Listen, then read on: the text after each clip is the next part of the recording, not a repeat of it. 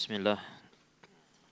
Assalamualaikum warahmatullahi wabarakatuh.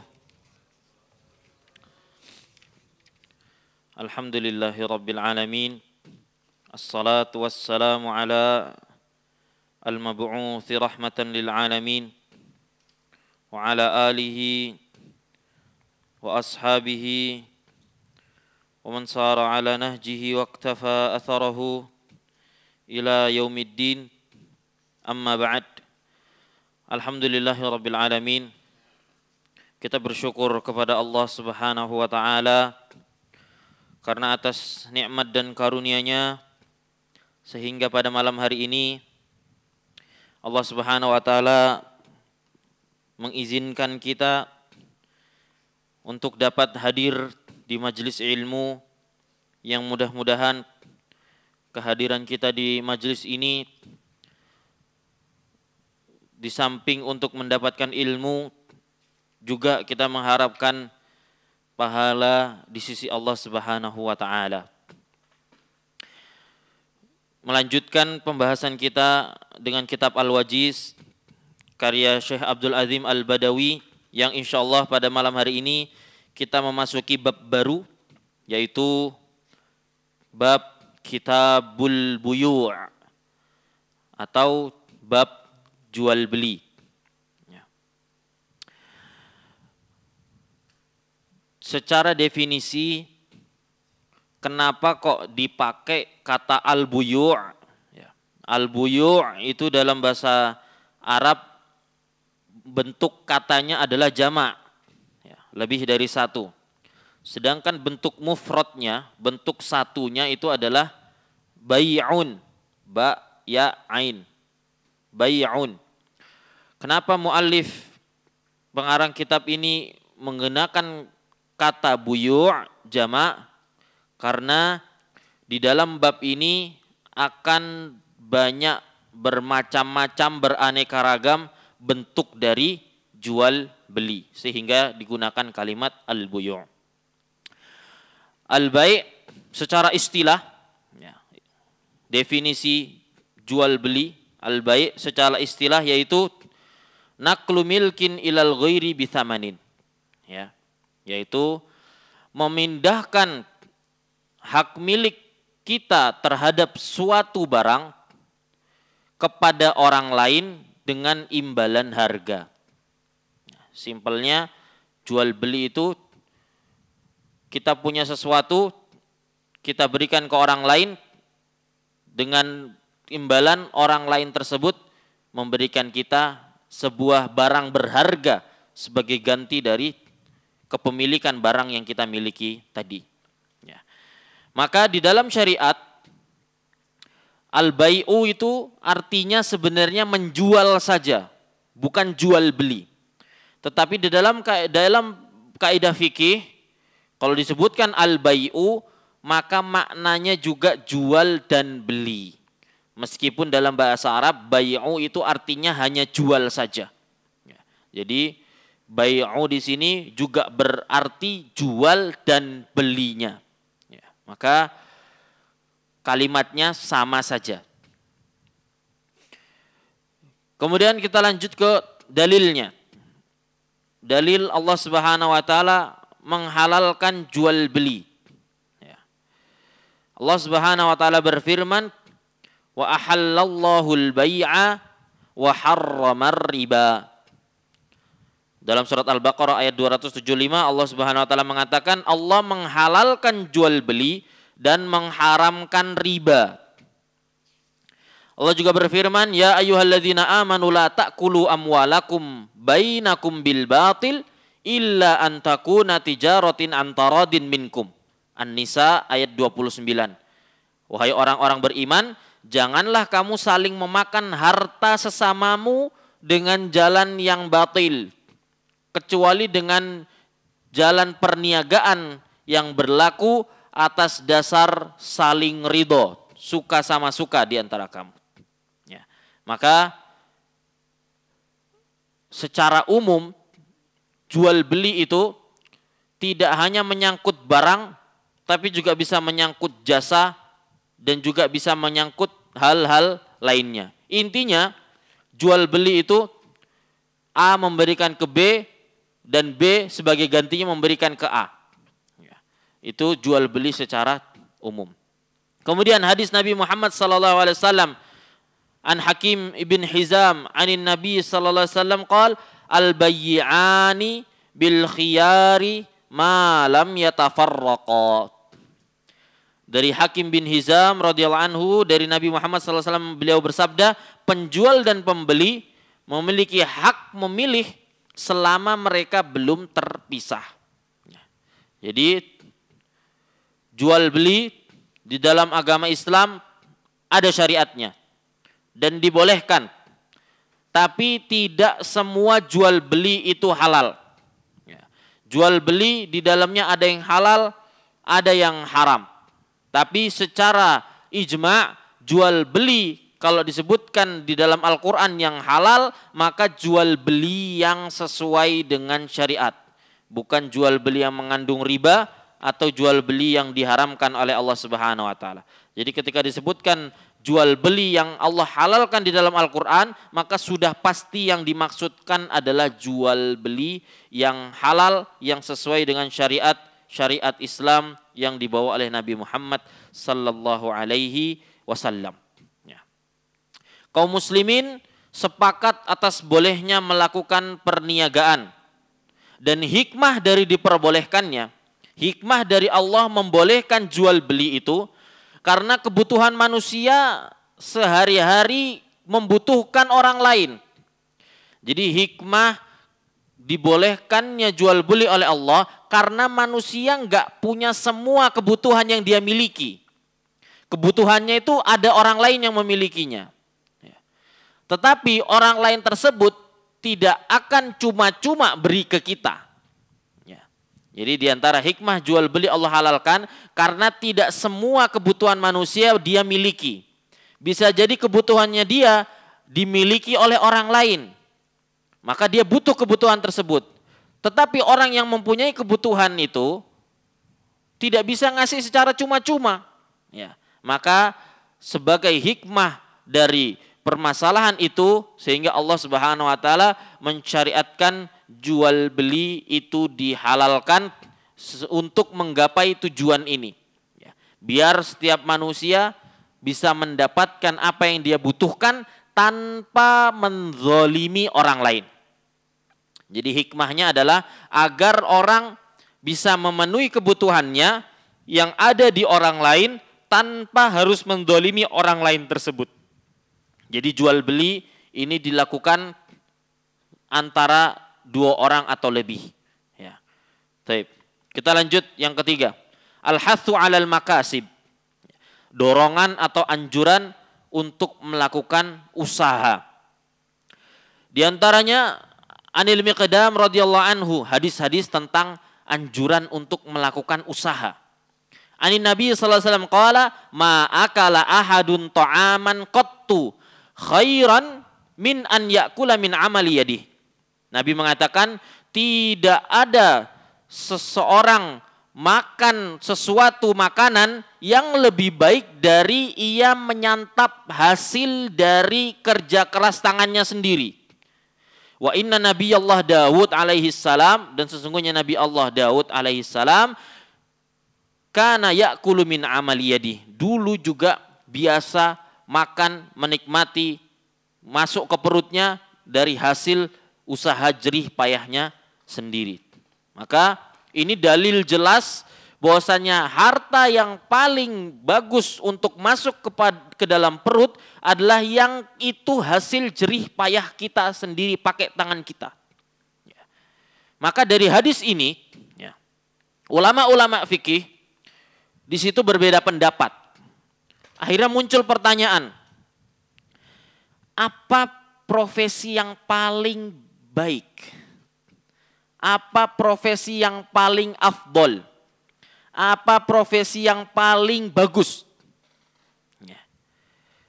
Kalau ditanya profesi antara berjualan sama kerja di suatu perusahaan, kerja di suatu instansi, yang memiliki gaji bulanan sama orang jual beli, lebih bagus mana?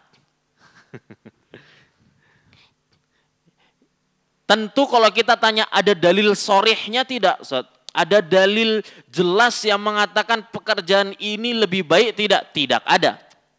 Tapi ini hasil kesimpulan dari musyawarah dan ijtihad para ulama di antara kerja jual beli, jualan maksudnya, sama kerja yang kerja sama orang yang mendapatkan gaji, entah itu guru, entah itu perusahaan, jadi anak buah dan lain sebagainya. Dari dua ini mana yang lebih baik?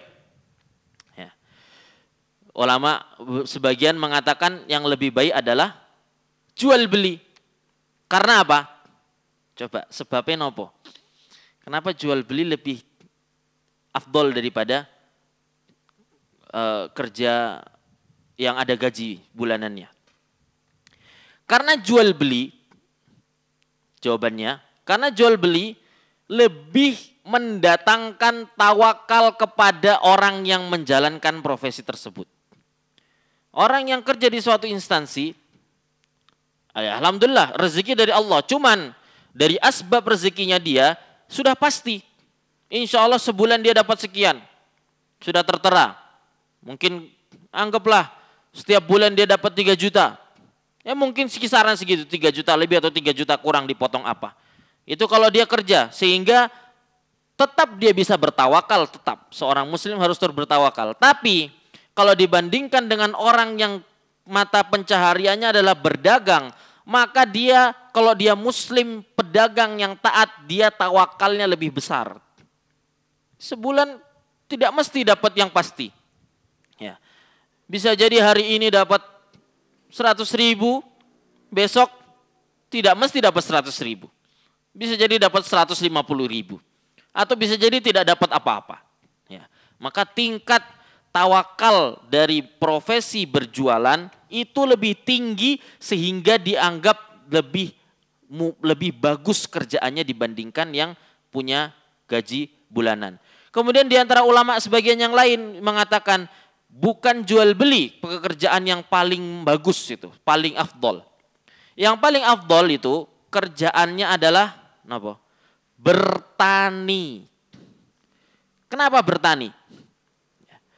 Kalau jual beli memang harus tawakal ya. Semua pekerjaan harus pakai tawakal. Tapi kalau jual beli, tawakalnya tuh seperti lebih harus kuat karena tidak pasti. Dan itu mungkin hitungannya harian. Ya. Kerugiannya juga mungkin sesuai dengan jualannya.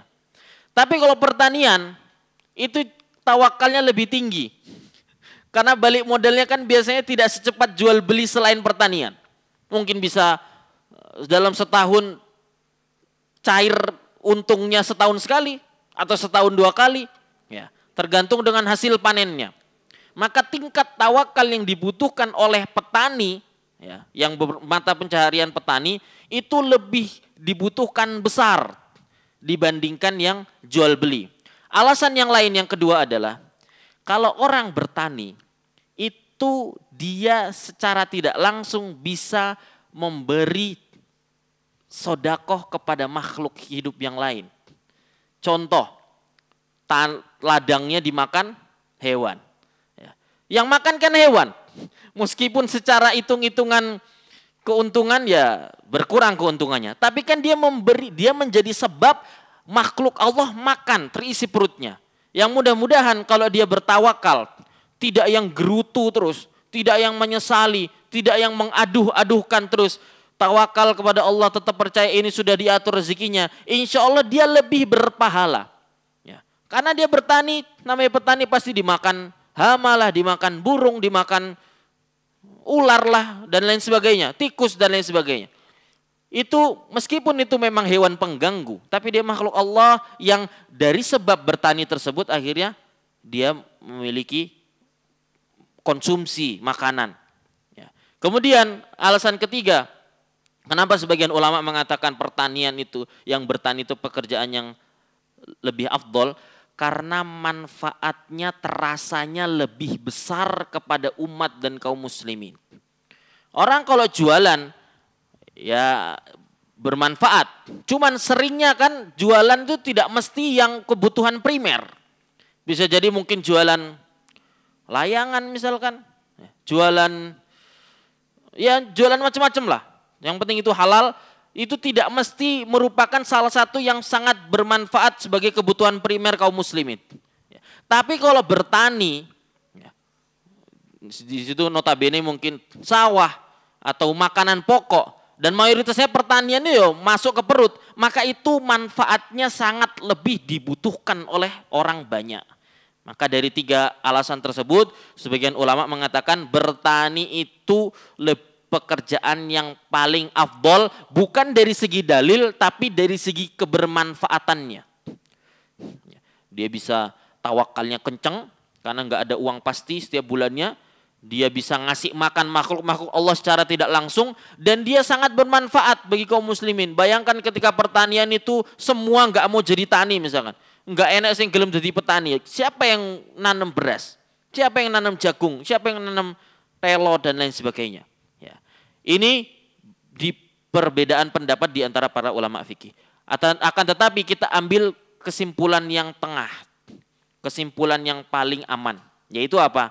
Semua pekerjaan, apapun modelnya, kalau di dalamnya dia berisi manfaat yang banyak bagi orang lain, tawakalnya tinggi, maka itu menjadi pekerjaan yang afdol. Jadi semua tetap ujung-ujungnya kembali ke pribadi masing-masing. Petani pun kalau dia tidak tawakal ya podo wae. Petani pun misalkan dia ketika ladangnya dimakan sama makhluk hidup lain, dia menggerutu, tidak sabar, tidak terima, mengadu-adukan terus, maka dia tidak mendapatkan pahalanya. Ya, dan lain sebagainya. Penjual pun sama. Ketika dia isinya tidak tawakal terus, ya, mengadu-adukan terus, terlalu memikirkan teknis hitung-hitungan matematika manusia. Oh, sepertinya nek dodolan posisi ning kene iki tidak bagus, oke. Itu masih di awal-awal mungkin masih sesuai, masuk akal, masuk logika. Lama-lama ternyata menurut Feng Shui nggak bagus. Sudah Feng Shui-nan itu kan sudah tidak masuk logika.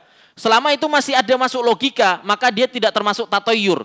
Oh, ternyata ini jalur cepat. Orang jarang berhenti di sini, susah parkir, ya wes tak pindah. Itu masih masuk akal, tidak tatoyur. Tapi oh koyo jualannya nang ngisor pohon beringin iki kayaknya bisa mendatangkan pelanggan yang banyak. Nah itu tatoyur.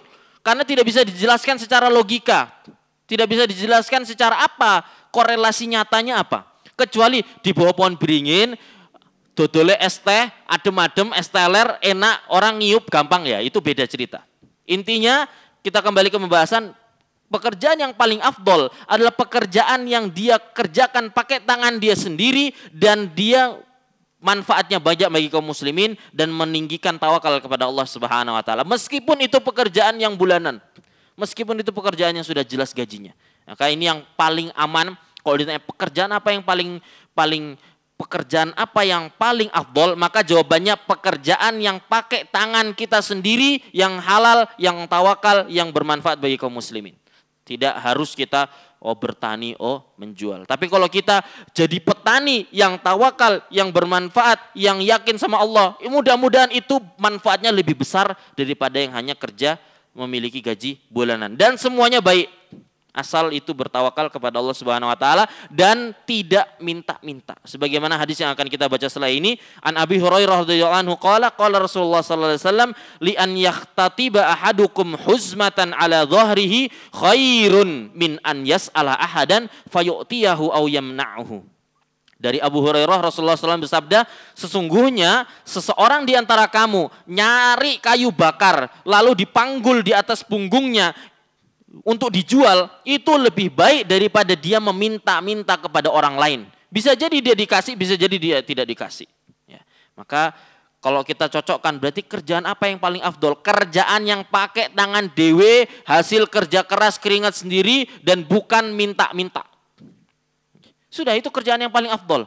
Kerjaan yang paling memiliki harga diri. Kerjaan yang memiliki marwah sebagai seorang muslim, sebagai laki-laki. Ya, maka selama kerjaan itu halal, kita kerjakan sendiri, kita kerjakan dengan amanah. Ya. Kerjaan meskipun itu halal, tapi rezeki gajinya bisa jadi tidak 100% halal. Sebenarnya kata Syekh Shalih Al-Utsaimin, kaum muslimin sekarang itu, beliau bilang sekarang ini zamannya beliau ya. 19-an, 90-an. Kaum muslimin sekarang ini, hartanya nggak bisa dipastikan 100% halal meskipun dia kerja di tempat halal. Kenapa? Karena bisa jadi dia kerja, SOP-nya harusnya datang jam 7, pulang jam 3. Ternyata datang jam 7.15. Pulangnya jam 14.15, 14.45. Tapi gajinya utuh. Nah itu kan berarti dia ada khianat. Dia ada khianat di dalam pekerjaannya, tapi dapatnya utuh.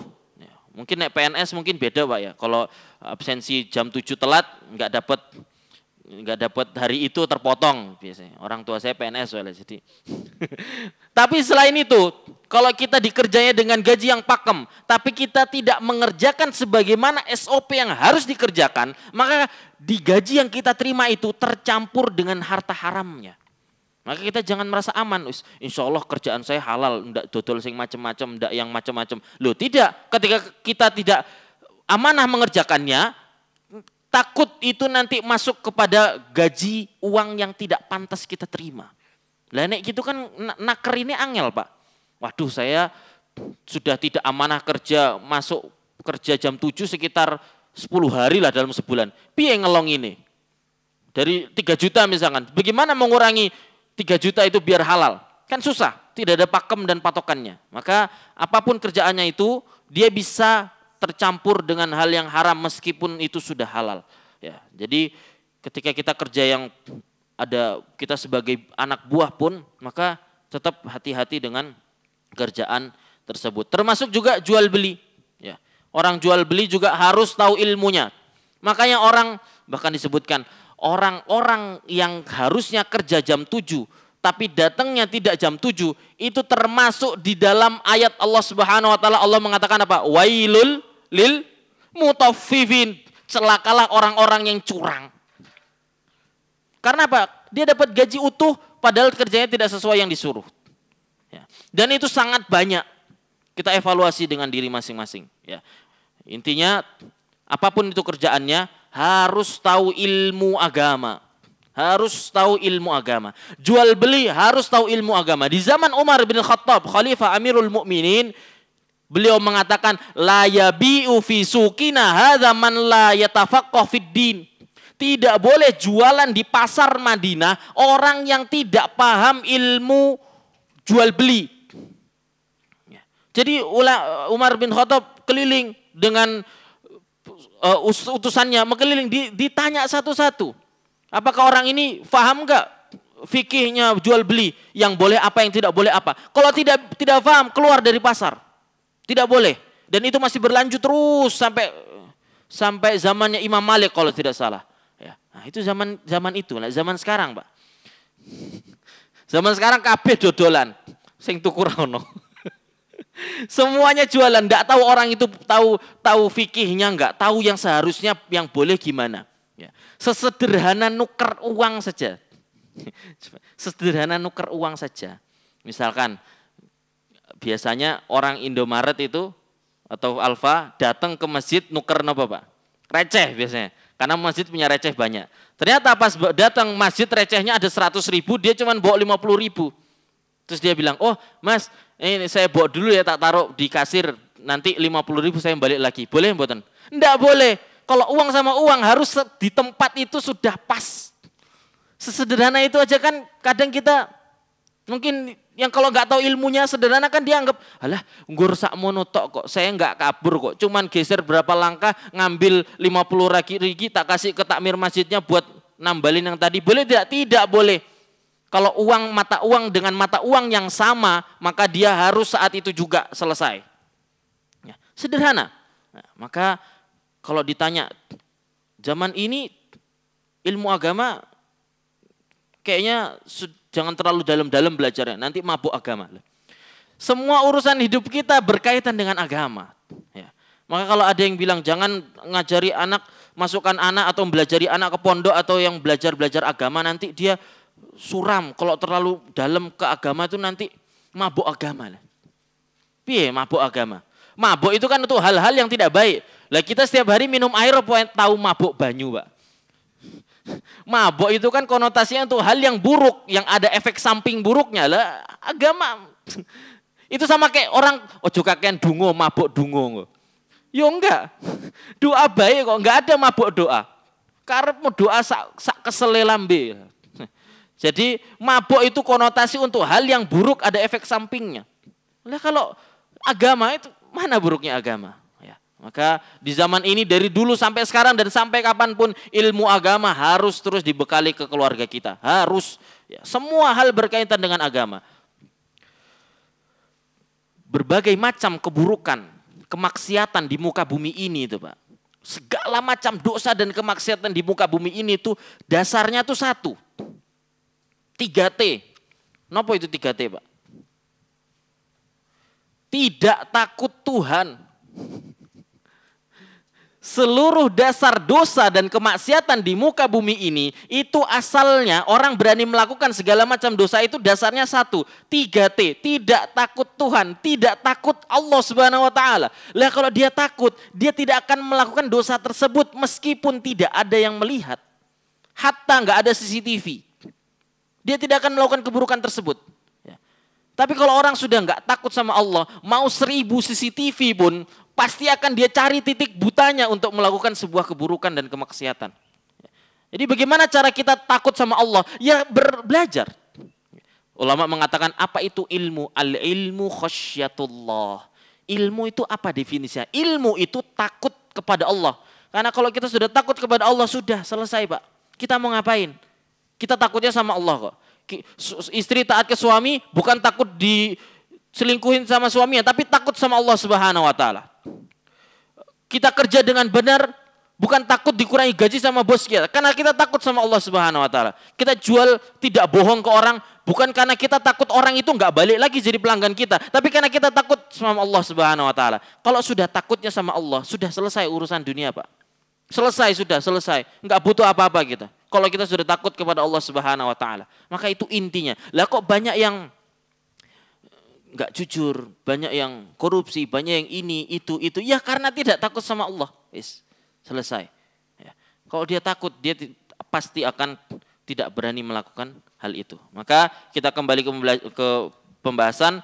Maka diantara pekerjaan yang paling afdol adalah kerja pakai tangan sendiri, masuk ke perut sesuai dengan yang dia sudah kerjakan pakai tangan sendiri. Dan bukan meminta-minta. Nah, yang keempat. Boleh la ba'sa bil ghina limanit taqa. Boleh mencari kekayaan. Boleh jadi orang kaya bagi orang yang bertakwa. Maksudnya, boleh kita akhirnya kaya karena kita berusaha. Tapi harus dibarengi dengan takwa. Orang yang bertakwa boleh mencari kekayaan sebagaimana riwayat berikut. An Mu'ad bin Abdullah bin Khubayb. An abihi an amhi qal. Dari Mu'ad bin Abdullah bin Khubayb, dari bapaknya, dari pamannya, bahwa Rasulullah SAW bersabda, La ba'sa bil ghina limanit taqa. Tidak mengapa memburu kekayaan, maksudnya mencari kekayaan bagi orang yang bertakwa. Wasihati limanit taqa khairun minal ghina wa tibun nafsi minan naim. Dan kesehatan itu lebih berharga bagi orang yang bertakwa daripada kekayaan dan jiwa yang baik, termasuk nikmat yang besar. Intinya maksudnya adalah, silahkan kalau kita mau memperkaya diri. Tapi ingat, dengan kita memperkaya diri harus bertakwa. Bagaimana itu? Ya berarti ketika memperkaya diri dengan hal-hal yang halal. Kemudian outputnya nanti juga akan diarahkan ke hal-hal yang mengandung takwa. Sedekah, ya, wakaf, berinfak, ya, dan lain sebagainya. Kemudian kalau takwa berarti orang kalau kaya, Allah kasih dia kaya dan dia bertakwa, maka dia tidak akan ada di dalam kepalanya sombong dan congkak kepada makhluk yang lain. Karena dia anggap saya ini bertakwa, kekayaan saya ini adalah kekayaan di dunia saja. Maka pengaitan takwa dengan kaya ini tidak hanya ke orang kaya sebenarnya. Ke orang siapapun tuh harus takwa. Cuman kenapa di sini mu'alif kok ngasih khusus boleh mencari kekayaan bagi orang yang bertakwa. Maksudnya kamu boleh memperkaya diri tapi harus ingat bertakwa terus. Karena insya Allah nek orang miskin bertakwa, ya lebih mudah. Lebih mudah. Istilahnya nggak ada yang membuat dia lalai kepada dunia. Ya, nggak ada yang akhirnya melupakan dia. Tapi kalau orang kaya terus tidak bertakwa, susah. Ya, sudah nggak peduli kayanya itu dari mana. Terus tidak pernah memperhatikan uangnya ini sudah outputnya kemana saja yang bermanfaat. Ya. Kemudian juga dia jadi congkak misalkan. Dia jadi meremehkan orang lain karena kekayaannya itu. Atau kekayaannya akhirnya melalaikan dia dari menuntut ilmu lagi, ilmu agama. Ya. Melalaikan dia dari ibadah-ibadah amalan. Maka ini sudah sebuah kesengsaraan. Ya. Yang lebih sengsara lagi Pak, nauzubillah min zalik. Sudah Allah kasih miskin di dunia. Ndak beribadah juga. Double-double nih. Sudah Allah kasih dia jatahnya miskin di dunia, tapi juga enggak ibadah. Itu kan sakne nemen Pak. Kalau orang dikasih Allah kaya di dunia, tapi enggak ibadah, ya setidaknya dia di ibadah, senang di dunia, meskipun nanti tetap sengsara di kehidupan abadi. Tapi kalau sudah sengsara di dunia, sengsara di akhirat itu kan nauzubillah min dzalik. Ya. Tetapi ingat, ini harus diingat. Nabi pernah mengatakan la ba'sa bil ghina limanit taqwa, enggak apa-apa kaya tapi harus bertakwa. Ini keluar dari lisan siapa? Lisan Nabi Muhammad. Nabi bilang enggak apa-apa kaya tapi kamu harus tetap dengan takwamu. Tapi ingat, jangan akhirnya jadikan dalil ini bahwasanya akan terus-menerus memburu kekayaan. Kita lihat yang ngomong ini bagaimana kondisinya. Yang mengatakan nggak apa-apa kaya tapi bertakwa itu bagaimana kondisi Rasulullah SAW itu bagaimana hidupnya Nabi? Hidupnya Nabi sederhana. Ya. Tidak ada kasur di rumahnya, cuman alas pelepah korma.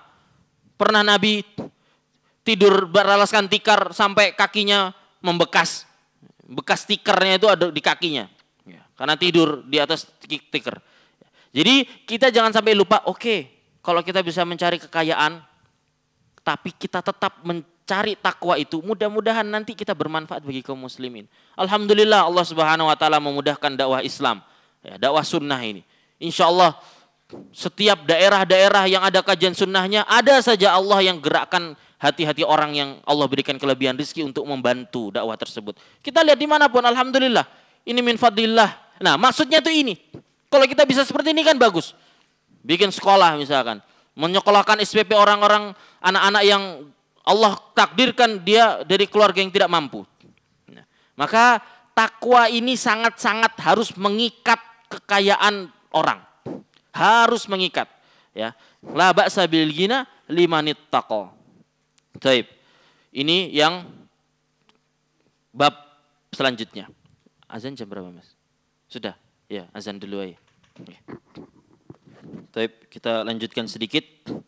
Tadi terakhir yaitu silahkan jika kita ingin memperkaya diri, tapi juga memperkaya hati, memperkaya iman kita, sehingga kekayaan tersebut selalu berlandaskan ketakwaan, sehingga manfaatnya pun tidak ada yang justru membawa kepada keburukan. Kemudian yang kelima, anjuran agar bersikap bijak dalam mencari nafkah. An Jabir bin Abdullah qala Rasulullah sallallahu alaihi wasallam ayyuhan nas ittaqullah wa ajmilu fit talab. Rasulullah SAW bersabda, wahai sekalian manusia, bertakwalah kepada Allah dan carilah nafkah dengan cara yang baik. Fa inna nafsan lan tamuta hatta tastawfiya rizqaha. Karena sesungguhnya seseorang tidak akan mati sebelum rizkinya disempurnakan. Wa in abta'a anha fattaqullaha wa ajmilu fit talab. Khudhu ma halla wa da'u ma haruma. Sekalipun rizkinya terlambat datang kepadanya, maka bertakwalah kepada Allah dan carilah rizki dengan cara yang baik. Ambillah yang halal dan tinggalkanlah yang haram. Ya. Nabi mengatakan kita itu nggak akan mati kalau belum sempurna rizkinya. Ya. Maka mencari rizki itu bentuk usaha seorang manusia agar mendapat apa yang dia butuhkan untuk kehidupannya. Dan Nabi mengatakan di sini, kalau ternyata rizkinya terlambat datang, abto'a anha. Ya. Nabi mengatakan abto'a anha, terlambat datang, bukan tidak akan datang. Ini berarti Nabi tahu akan ada suatu kondisi seseorang itu tidak kunjung ada keluar dari permasalahan ekonominya dia. Dan itu pasti akan berakhir, itu pasti akan berlalu. Itu pasti akan berlalu. Ini janji Nabi Muhammad SAW. Ketika itu terlambat datang, datangnya kok enggak kunjung-kunjung muncul di waktu yang dibutuhkan. Maka fattakullah, tetap bertakwa, wa ajmilu fit tolab, dan cari rizki tetap dengan cara yang baik. Ketika rizkinya sesuai dengan jadwal, Nabi bilang tetap baik, cara carinya tetap halal. Ketika telat, kok enggak kunjung-kunjung kelihatan nih hilalnya, tetap bekerja mencari nafkah dengan cara yang baik. Tidak ada pilihan, bolehlah sedikit-sedikit agak haram dikit lah, nggak apa-apa. Nggak ada pilihan itu. Ini menunjukkan juga dalil manusia itu rezekinya berapa, itu pasti dia akan dapat segitu. Ya. Meskipun dari haram diambil. Maksudnya dia tuh pasti akan dapat segitu. Maka sabar lewat halal saja. Anggaplah orang sudah Allah takdirkan dia akan mendapatkan 20 juta. Dia baru dapat 10 juta. 10 juta sisanya itu pasti akan datang karena sudah tertulis untuk dia. Maka dia tinggal bersabar, jangan sampai mencari 10 jutanya itu dengan hal yang haram. Karena 20 juta itu pasti akan dia dapatkan. Pasti akan dia dapatkan. Maka tetap carinya lewat cara yang baik. Ya. Kita kalau sudah di Allah tuliskan rezeki sekian itu pasti kita akan dapat. Pasti kita akan dapat. Ya. Maka jangan pakai cara haram untuk mendapatkannya. Ya. Maka kita istiqomah terus dengan takwa. Ya. Takwa lagi pembahasannya ini. Takwa ketika rezeki mudah, lancar, takwa kepada Allah. Ketika rezeki terlambat datang, takwa kepada Allah. Ya. Ambillah yang halal dan tinggalkanlah yang haram. Ya. Jangan sampai kita ini kembali ke kaidah tadi. Jangan sampai kita ini jadi orang yang 3T. Wis tidak takut Tuhan wis. Wis lah, yang penting enak duitnya dulu lah. Urusan ini bisnisnya halal apa haram ntar dulu lah. Yang penting dapur bisa ngebul dulu. Yang penting mejikom metu beluke lah. Lah kalau terus apa gunanya kita bertakwa? Ini dalil jelas, apapun kondisinya tetap takwa dan sabar. Tidak bisa, dalam kaidah Islam darurat tubihul mahdurat. Keadaan darurat membolehkan hal-hal haram dilakukan. Itu boleh tapi dalam kondisi hidup dan mati. Kita di hutan, nggak ada makanan lain, yang lewat babi hutan. Ya kita makan. Wal darurat tuqaddaru biqadariha. Tapi kedaruratan tersebut tidak boleh sampai kenyang dan lahap, hanya sampai untuk mencegah dia dari kebinasaan. Tapi itu tidak bisa sangat mudah diterapkan.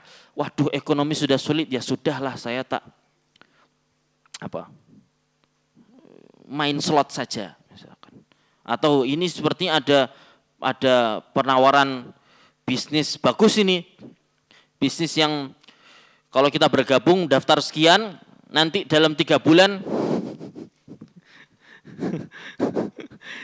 cair sekian ratus juta, beli Pajero cash, beli ini cash. Tiba-tiba kerjaane ngejak wong liyane untuk ikut gabung bisnisnya. Jangan sampai kita itu dibutakan. Tidak semudah itu. Bahkan ada dai yang lain, insya Allah jenengan sampun ngertos lah. Dia bilang, ada orang jamaah saya sebelumnya kerja di bank. Setelah dengar kajian katanya riba haram, langsung dia keluar, kondisi perekonomiannya saya miskin dan susah. Kata orang tersebut, pendai tersebut akhirnya ini salah ngajinya. Sebenarnya enggak bilang ini, cuman bilang kata-kata kasar, cuman ya enggak mungkin saya niru deh. Wiku titik lah. Tapi kalau sudah jelas haram itu haram. Kita tinggalkan saat itu juga. Ya. Bukan yang kalau nanti malah lo kan akhirnya keluar dari bank, akhirnya begini. Sengsara kan hidupnya lah. Kita lihat dalil ini, nggak akan mati sebelum lengkap rezekinya, nggak akan mati. Ya.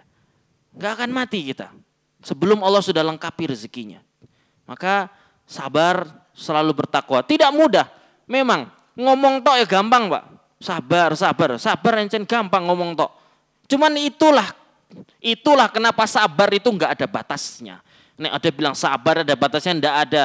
Allah mengatakan innama yuwaffas sabiruna ajruhum bighairi hisab. Orang-orang sabar itu balasannya tidak ada patokannya. Maksudnya apa? Ya tergantung seberapa jauh sabarmu, pahalamu akan semakin besar. Tidak sebagaimana pahala lainnya Allah mungkin sebutkan 10 kali, 80 kali, 800 kali. Allah sebutkan nominal, tapi khusus sabar enggak pakai nominal patokan. Itu menunjukkan sabar itu tidak ada batasnya. Batasnya ima mati, ima kita yang membatasi dewe. Sabar tidak ada batasnya. Batasnya sabar, ima mati, ima kita yang akhirnya membatasi dewe. Wis sabarku wis mentok iki. Ya wis berarti sabarmu yang mentok. Kalau kamu mau tetap lanjut dengan sabar tetap bisa. Maka bersabar di atas takwa kepada Allah Subhanahu wa taala. Mudah-mudahan Allah Subhanahu wa taala dengan kesabaran tersebut memberikan kita pahala yang besar, dan sekali lagi jangan sampai kita tidak takut kepada Allah Subhanahu wa taala. Jangan sampai kita tidak takut sama sekali kepada Allah Subhanahu wa taala.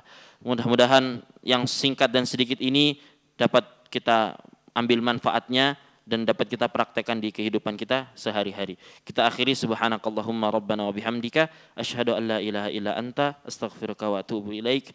Wassalamualaikum warahmatullahi wabarakatuh.